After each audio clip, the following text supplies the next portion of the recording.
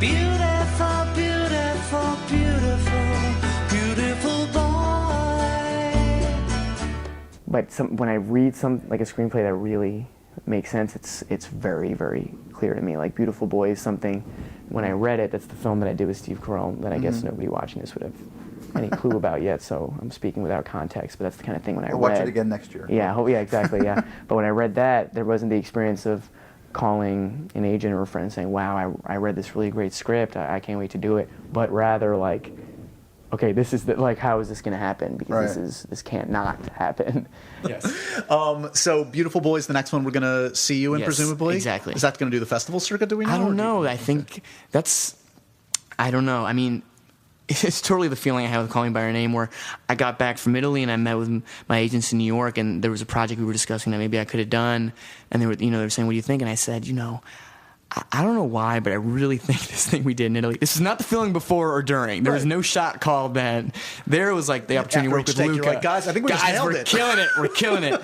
No, before it was the Luca, James Ivory, Andre Osman, 3 months in Italy.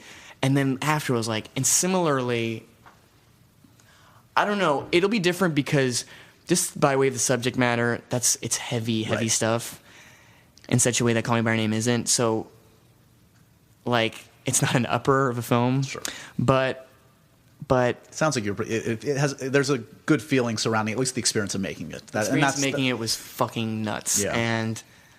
and was surreal, and like, and your mind knows you're acting, but when you drop 20 pounds and you're under a rain machine for 8 takes in a t-shirt, your body doesn't know you're acting. Yeah, exactly. And there was a lot of doctor visits on that movie and a lot of close calls. So crazy. Yeah, I can't fucking wait to see it. On a project like Beautiful Boy, which is a film I did this past spring with Steve Carell. Very familiar. I'm looking forward to it. And I can't wait to see it either.